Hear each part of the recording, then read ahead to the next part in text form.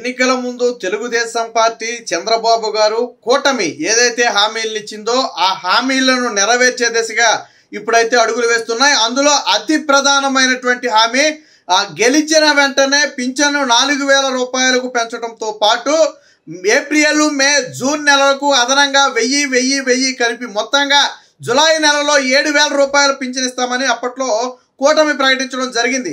అన్నట్టుగానే చంద్రబాబు గారు ముఖ్యమంత్రిగా ప్రమాణ స్వీకారం చేసి 20 రోజులు గడవక ముందే జులై 1వ తారీఖు రానే వచ్చింది. అన్నట్టుగానే ఇచ్చిన మాట ప్రకారం ఈ రోజు రాష్ట్ర వ్యాప్తంగా 65,18,000 మందికి పైగా ఏదైతే ఈ పింఛన్ ఉందో ఈ పింఛన్ అందించడానికి స్వయంగా రాష్ట్ర ముఖ్యమంత్రి హోదాలో చంద్రబాబు గారే ఆ రంగంలోకి దిగడం అనేది దేశంలోనే ఒక చరిత్ర.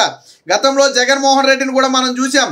లోనైతే ఏకంగా వాలంటీర్లను తీసేస్తే నేను పింఛన్ ఇవ్వలేనని చేతులెత్తేసి ఆ వృద్ధులందరినీ కూడా సచివాలయాలకు రప్పించి అందులో కొంతమంది ఆ ప్రాణం పోవడానికి కూడా కారణమయ్యాడు. కానీ ఇప్పుడు వాలంటీర్లు ఇంకా పూర్తి స్థాయిలో పునర్నిర్మాణం కాకపోయినప్పటికీ కూడా సచివాలయ ఉద్యోగులను ఉపయోగించి 65 లక్షల మందికి ఒకే రోజు పింఛన్ ఇవ్వాలని దానికి తగ్గట్టుగా చంద్రబాబు గారే స్వయంగా రంగంలో దిగడం అనేది ఖచ్చితంగా ఒక గొప్ప విషయం. ఇక పింఛను జగన్మోహన్ రెడ్డి 2000 రూపాయలు పింఛన్ని 3000 రూపాయలు పెంచుతానని చెప్పి మేనిఫెస్టోలో పెట్టి గెలిచిన తర్వాత నాలుగు మడతేర్చి తూచు విడతల వారీగా పెంచుతానని చెప్పి ఎన్నికలకు చివరి 1 నెల ముందు మాత్రమే దాన్ని 3000 రూపాయలు చేయడం జరిగింది.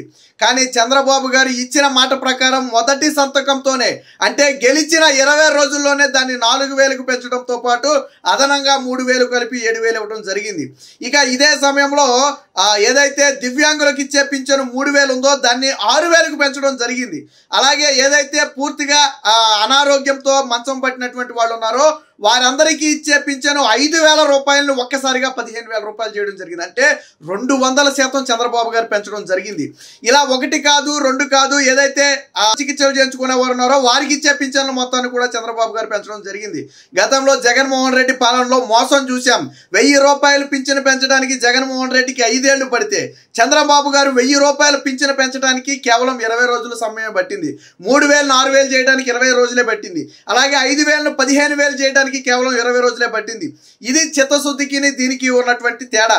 గతంలో జగన్మోహన్ రెడ్డి తాను ముఖ్యమంత్రిగా ఉన్నప్పుడు టెంకాయ గారు చెప్పాడు, అది కూడా గుర్తు చేసుకోవాలి ఇప్పుడు సందర్భం. గతంలో స్టీల్ ప్లాంట్ కి గత ముఖ్యమంత్రి హోదాలో చంద్రబాబు గారే ఎన్నికల సమయంలో ప్రారంభోత్సవం చేస్తే శంకుస్థాపన చేస్తే దానికి జగన్మోహన్ రెడ్డి వచ్చిన తర్వాత విమర్శ చేశాడు ముఖ్యమంత్రి అయ్యాక. ఎన్నికలకు చివరి 6 నెలల్లో టెంకాయ కొడితే దాన్ని మోసం అంటారు, కానీ ఎన్నికల్లో గెలిచిన మొదటి 6 నెలల్లోనే టెంకాయ కొడితే దాన్ని చిత్తశుద్ధి అంటారని చెప్పి జగన్మోహన్ రెడ్డి చెప్పారు. మరి చంద్రబాబు గారు గెలిచిన 6 నెలల్లో కాదు 20 రోజుల్లోనే పింఛను పెంచాడు. మరి 5 ఏళ్ల పాటు పింఛను పెంచకుండా చివరి నెలలో మాత్రమే పింఛను పెంచారు. ఇప్పుడు మోసం ఎవరిదో చిత్తశుద్ధి ఎవరిదో ప్రజలే అర్థం చేసుకోవాలి.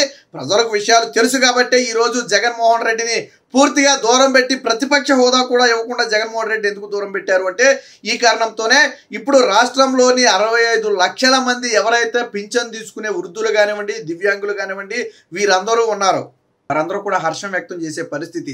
చంద్రబాబు గారు ఇచ్చిన మాట ప్రకారం మొదటి సంతకంతోనే దీన్ని 4000 రూపాయలకు పెంచడంతో వారందరూ కూడా హర్షం వ్యక్తం చేస్తున్నారు.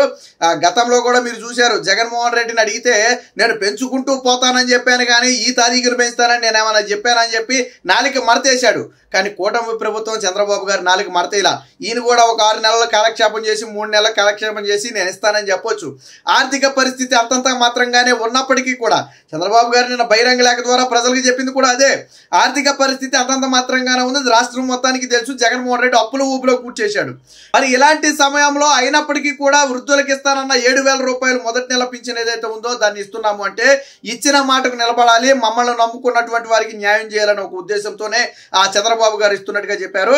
కానీ దీని మీద కూడా వైసీపీ రాద్ధాంతం చేయటం, 5 ఏళ్ల పాటు 1000 రూపాయలు పింఛన్ పెంచడం చేత కానీ వీళ్ళు ఈ రోజు చంద్రబాబు నాయుడు పింఛన్ ఇస్తే చంద్రబాబు నాయుడు వాలంటీర్తో పోల్చారు. ఒకవేళ చంద్రబాబు నాయుడు ప్రజాసేవ చేయటం వాలంటీరే అయితే చంద్రబాబు గారు వాలంటీరే, ప్రజాసేవ చేయటం కూలోడైతే చంద్రబాబు గారు కూలోడే.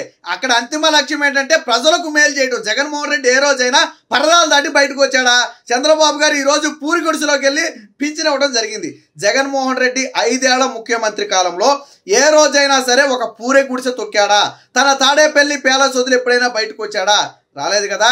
ఇంకా తాడేపల్లి ప్యాలెస్కి పెద్ద పెద్ద ఇనుప కంచెలు వేసుకుని ఇప్పుడు మరింత శత్రు దుర్భేద్యంగా మార్చుకున్నాడు తప్ప జగన్మోహన్ రెడ్డి ప్రజల్లోకి రాలా. మరి ఇక్కడ ముఖ్యమంత్రిగా ఉన్నటువంటి చంద్రబాబు నాయుడు గారు ప్రజల్లో తిరుగుతుంటే ప్రతిపక్ష హోదా కూడా లేనటువంటి జగన్మోహన్ రెడ్డి ఎక్కడ తిరుగుతున్నాడు?